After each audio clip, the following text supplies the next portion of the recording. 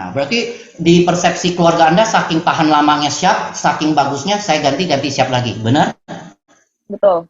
Saya mau tanya teman-teman, ber-500 di sini ada berapa orang lagi persiapan merit hari ini, habis ini nanti siang ngomong ke pasangannya, sayang, nanti rumah kita beli kulkasnya Siap aja. Ternyata bagus banget loh. Si Sherlyn di keluarga dia udah puluhan tahun, akhirnya dia baru ganti kemarin dan dia ganti Siap lagi. Anda mengerti maksudnya referral, teman-teman? Yes, betul. Jadi yang namanya Bu Sherlyn, Anda baru saja jadi evangelis bagi Siap. Evangelis itu adalah referral. Bahasa lainnya adalah advocate.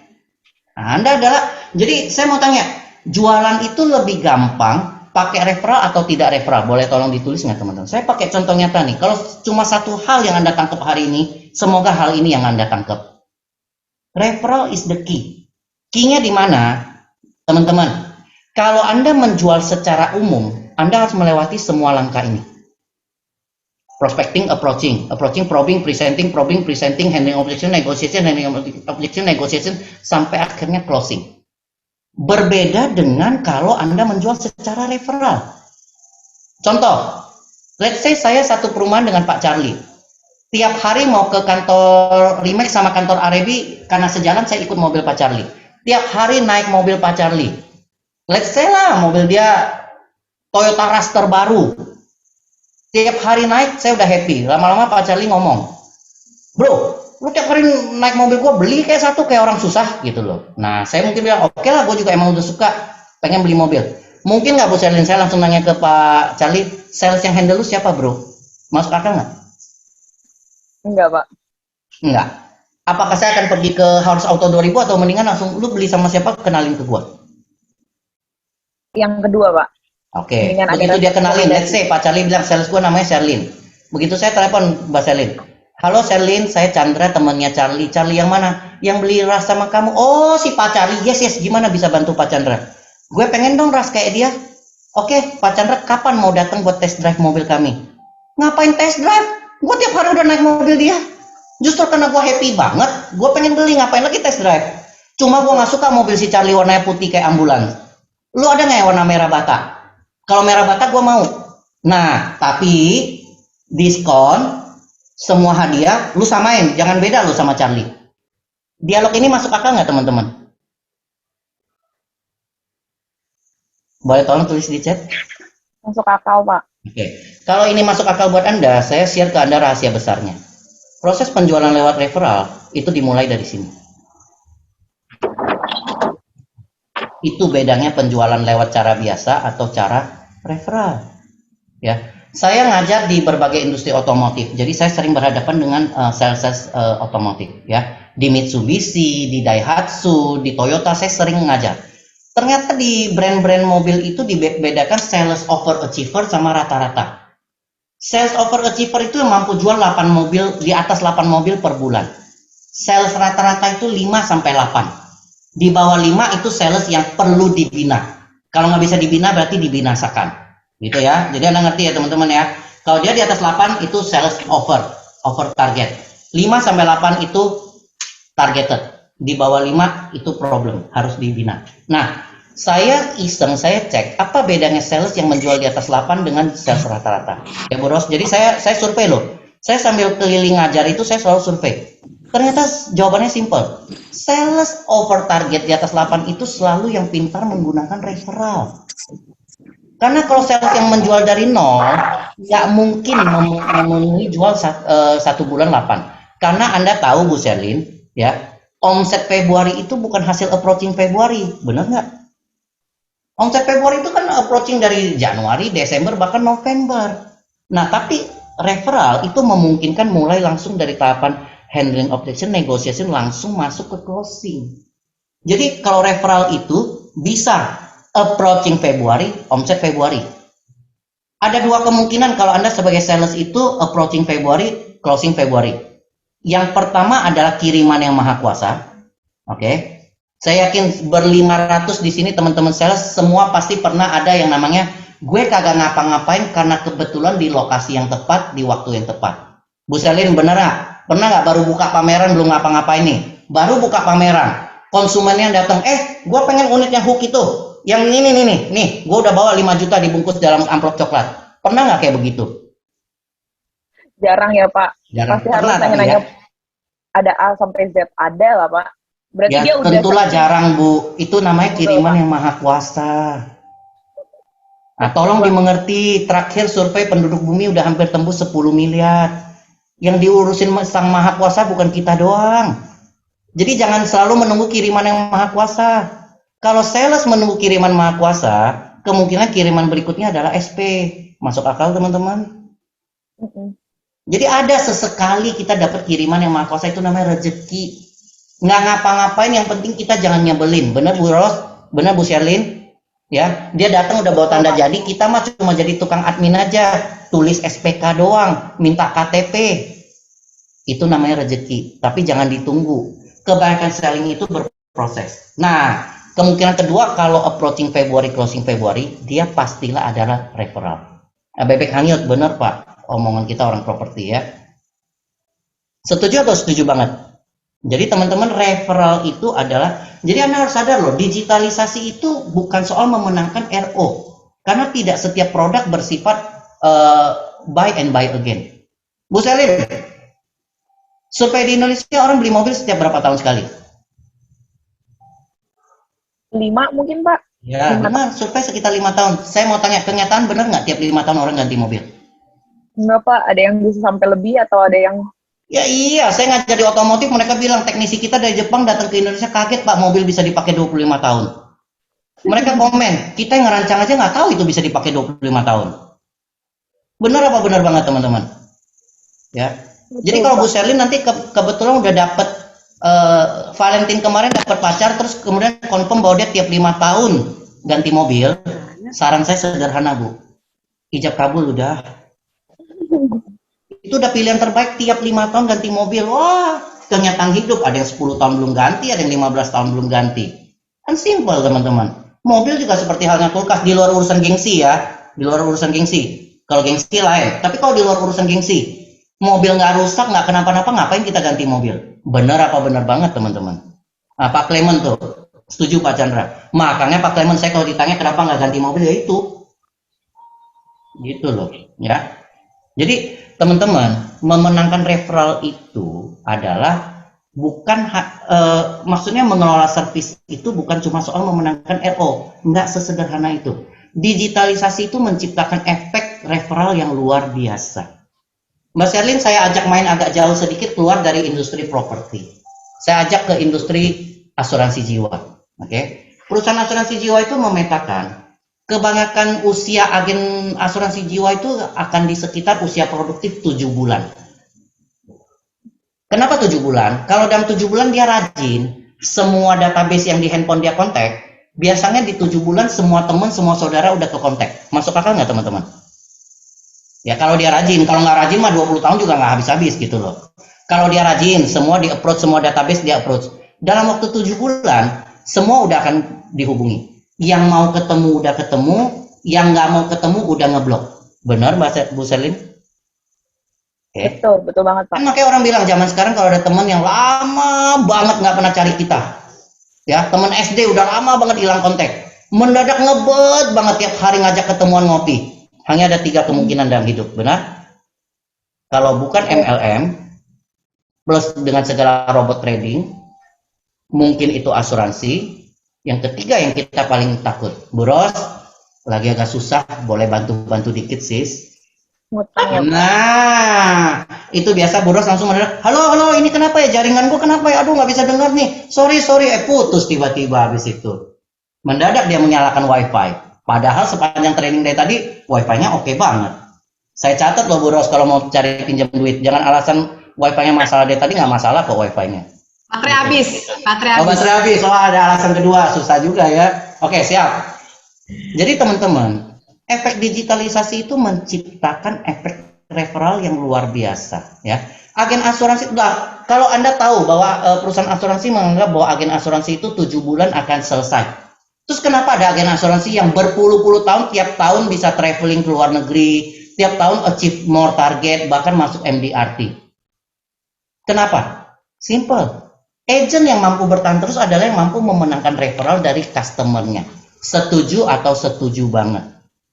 Biarlah Setuju itu banget, menjadi poin paling penting yang saya highlight hari ini. Agen properti juga sama, teman-teman. Anda menganggap bahwa jualan itu datang dari pameran, datang dari canvassing, nggak salah. Tapi jangan salah, pameran canvassing itu menghasilkan lead, baru leadnya. Padahal customer referral itu menghasilkan hot prospect. Ini saya bahas habis ini, ya. Yang namanya ketemu antara suspect ketemu dengan customer pet, gitu loh. Oke. Nah, jadi teman-teman hati-hati juga. Digitalisasi adalah pisau bermata dua. Zaman sekarang, ya, saya quote, tolong Anda catat tapi bukan di kertas, tapi di hati Anda. Ya, quote ini saya buat sebagai quote utama SOS. Zaman sekarang, ketika kita menjual, ya, tidak selalu diikuti dengan ketika customer membeli, tidak selalu diikuti membeli lagi, tetapi pasti diikuti oleh mereferensikan. Cuma antara referensi positif atau referensi negatif. Anda setuju atau setuju banget? Jadi yang namanya customer itu setelah membeli belum tentu diikuti membeli lagi, ya. Orang tua Mbak Selin itu baru membeli lagi, baru timbul mungkin 15 tahun kemudian, dan syukur-syukur masih tetap siap. Bisa aja kemarin mereka ganti Samsung, benar Bu Selin? Nah, ini kebetulan membeli diikuti membeli lagi, tapi 15 tahun kemudian.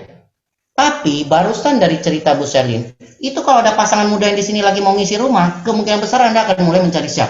Ternyata siap bagus ya, tadi gua udah dengar tuh. Jadi membeli tidak selalu diikuti membeli lagi, tetapi membeli itu pasti diikuti oleh mereferensikan. Nah, itu cuma antara referensi positif atau referensi negatif. Perhatikan kata referensi baik-baik teman-teman. Zaman dulu marketing selalu disebut dengan word of mouth, benar? Ya, saya tuliskan di sini. Mbak Selin ini boleh minta tolong di screenshot nggak sebelum saya hapus bagian customer journey? Karena nanti mau saya isi dengan customer pet. 15 terakhir saya akan pakai dengan supaya teman-teman ngerti. Kalau tadi sales pet ketemu customer journey, saya akan ketemukan juga dengan customer pet. Oke ya. Coach, Pak Chandra nih ada pertanyaan nih di boleh, Pak Chandra. saya jawab dulu.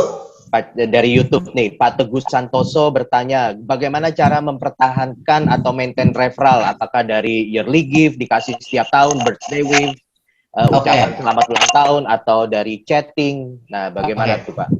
Ya, ini pertanyaan Pak Teguh simple, tapi jawabannya maha sulit, karena jawabannya ada keseluruhan ilmu sales. Gini teman-teman, selling itu adalah ilmu komunikasi. Seluruhnya adalah turunan dari ilmu komunikasi. Benar nggak Pak Charlie? Setuju nggak Pak Charlie? Ya, betul. Ya Pak Teguh, jadi yang namanya selling itu adalah mengelola relation.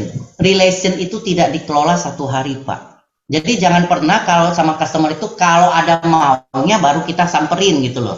Makanya orang selalu bilang, aduh namanya sales. Kalau dia udah datang mulut manis ya berarti lagi ada maunya. Nah, pertanyaannya lagi nggak ada maunya, Anda membina hubungan nggak dengan customer Pak?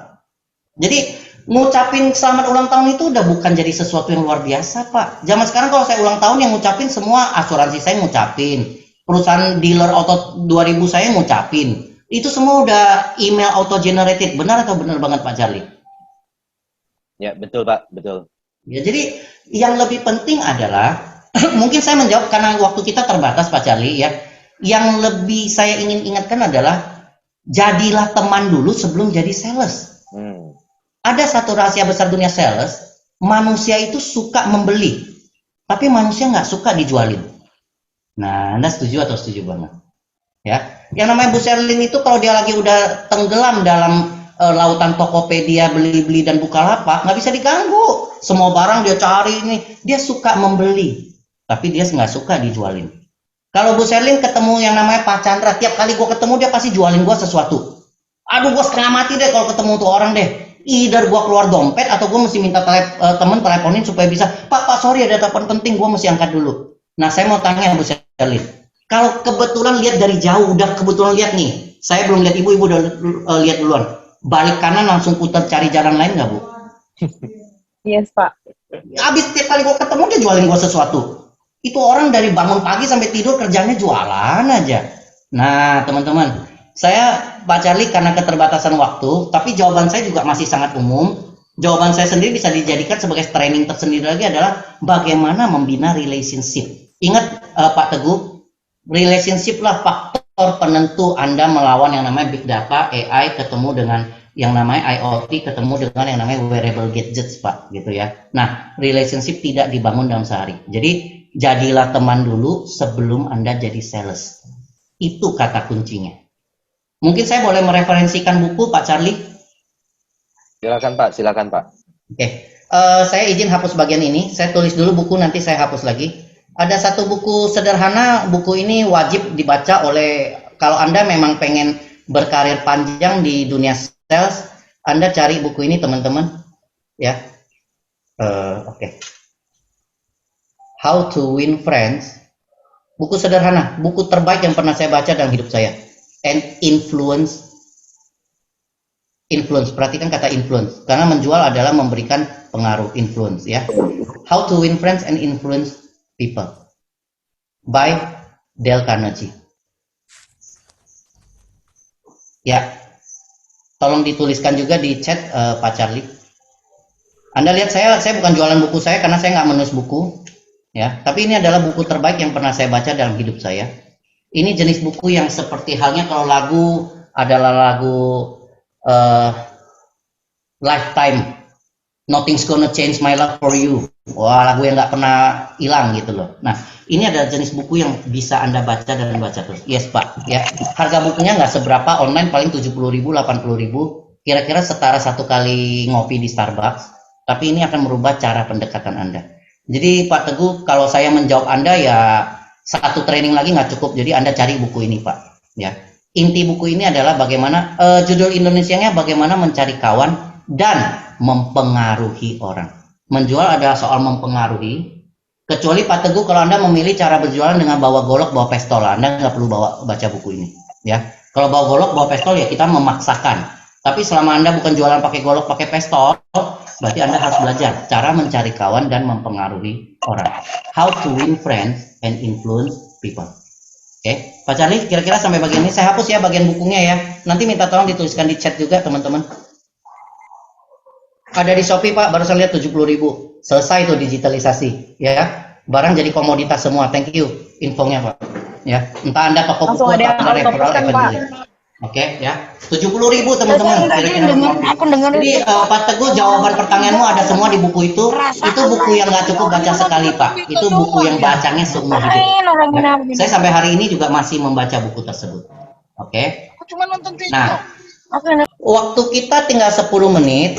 Anda udah sadar nih teman-teman. Menjual itu rupanya kalau Anda mau tembus target, yang pertama adalah menangkan konsumen. Kalau tanpa konsumen nggak ada kita.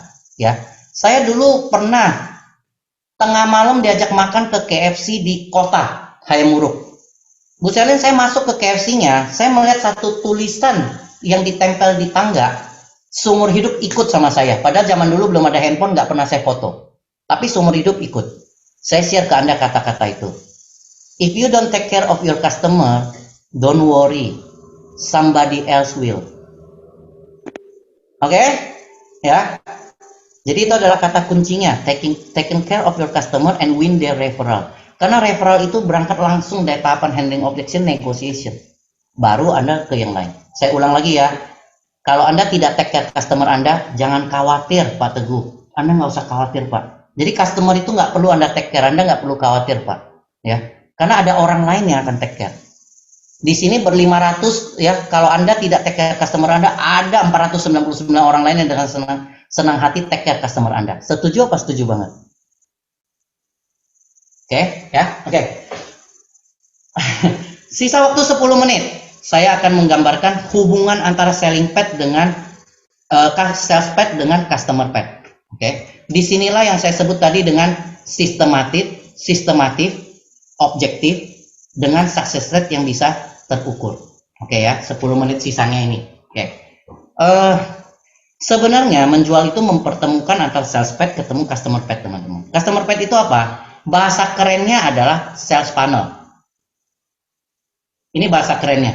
Atau orang-orang menyebutnya pipeline kalau bahasa teori manajemennya. Buat memahami itu gampang ya. Pipeline atau sales funnel itu mengayak. Bu Selin masih ngerti kata mengayak nggak? Mengayak beras. Masih, Pak. Masih, oh berarti belum terlalu milenial ya. Kalau saya, Pak Charlie, Bu Ros, kita selenial, senior milenial. Kita pasti tahu yang namanya mengayak.